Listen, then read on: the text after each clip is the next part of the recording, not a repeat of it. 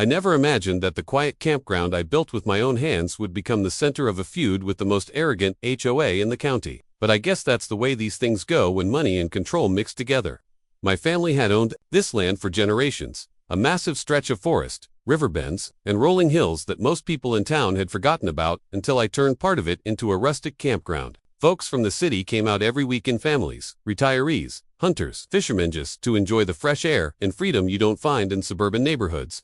Everything was running smoothly until the local resort, run by an HOA filled with self-important board members, decided they didn't like the traffic passing by their golf course. One morning, I pulled up to my own campground entrance and couldn't believe what I saw: steel gates welded across the access road, bright HOA signs slapped on both sides, and a notice declaring the property restricted access. At first, I laughed, because the ignorance was unbelievable. They didn't own the road, they didn't own the land, and yet they thought they could lock me out of my own business as if I were some tenant begging for permission. My campers that weekend were furious, some of them stranded outside the gates, with RVs and trailers, families with little kids in the back seat, all waiting for me to solve a problem I didn't even create. The arrogance of that HOA set something off in me that I hadn't felt in years: a determination to not just fight back, but to remind them whose land they were really standing on. They thought blocking my gate would scare me into silence, but they had no clue that the resort they were so desperate to protect sat entirely surrounded by my property lines. The county plat maps, the deeds, the serviceal of it, had been in my family safe for over 100 years, signed and notarized long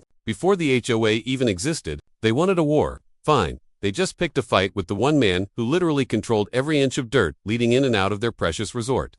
And I wasn't about to let them forget it. By the following weekend, word had spread around town about what the HOA had done, and locals couldn't stop shaking their heads at the absurdity of it. Still, that didn't fix the problem in front of me. Families were canceling their reservations. Truckloads of firewood were sitting unused, and my campground was being strangled by a group of suburban busybodies who believed their HOA bylaws were more powerful than county property records.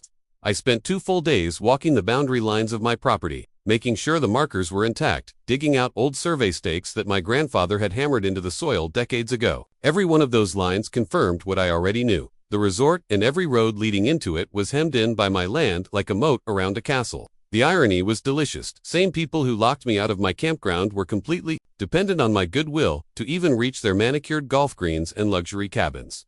The more I thought about it, the angrier I got, because it wasn't just an inconvenient site, it was a blatant insult to my family's legacy. My grandfather cleared these woods with nothing but an axe and a mule, and he passed down this land with the promise that we'd always protect it. To see it fenced off by a group of HOA directors who had probably never dirtied their hands outside of holding a cocktail glass was more than disrespectful. It was war. Instead of rushing to court, I decided to play it smart. I went into town, got copies of every single property record, and lined them up like ammunition. Then I made calls to some of my old friends who worked in logging and construction. The kind of guys who didn't mind getting their hands dirty when someone tried to push them around. By the time I was done, I had a plan. If they wanted to lock me out of my gate, then I would lock them into their resort. Every road, every driveway, every back entrance that the HOA thought they had control over, those were all mine, and I was about to prove it in a way they would never forget. The following Monday, I woke up before dawn, loaded my truck with heavy chains, locks, and bright red private property, no trespassing signs, and drove straight to the back roads leading into the resort.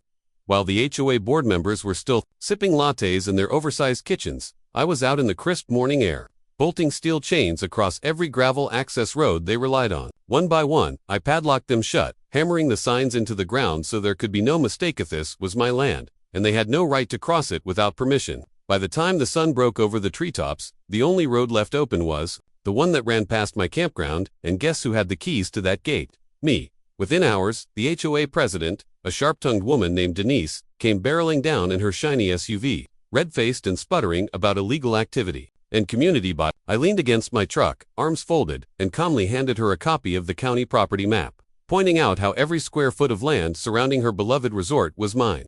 She didn't want to hear it. People like her never do, but the panic in her eyes betrayed the truth. Without my roads, her resort guests were trapped like cattle in a pen, and when the delivery trucks couldn't get through, the landscapers couldn't mow the fairways, and the garbage collectors couldn't haul out the piles of trash from the weekend crowd. The pressure started building like a boiler about to burst. That was when I realized I had the upper hand, not just legally, but practically. The HOA might have their bylaws and their smug little board meetings, but I had the land, very ground beneath their tire sand. That meant I had control of everything they thought they owned. Asterisk, it didn't take long for the cracks to show. By midweek, the resort was in chaos. Guests who had booked pricey cabins and lakeside suites were stranded with no working access roads. Delivery trucks sat idling miles away, and angry vacationers began demanding refunds. I watched from a distance as Denise and her board scrambled, holding emergency HOA meetings under the gazebo by the lake, shouting over each other while sweat dripped down their foreheads. They tried to call the county to complain, but the county clerk confirmed what I had already told them. Every single back road, trail, and strip of land surrounding their resort belonged to me, and I had every legal right to block them out. When that didn't work, they threatened to sue. But their lawyer quickly realized the HOA didn't stand a chance at the property. Deeds were ironclad. That's when the real meltdown started. Guests stormed out of cabins, dragging their luggage along dirt paths, cursing the HOA as they left. Resort staff began quitting on the spot, refusing to haul trash on foot or carry groceries in wheelbarrows. The once bustling resort looked like a ghost town within days. Its tennis courts empty, the marina silent, and the sparkling pool filled with leaves and debris.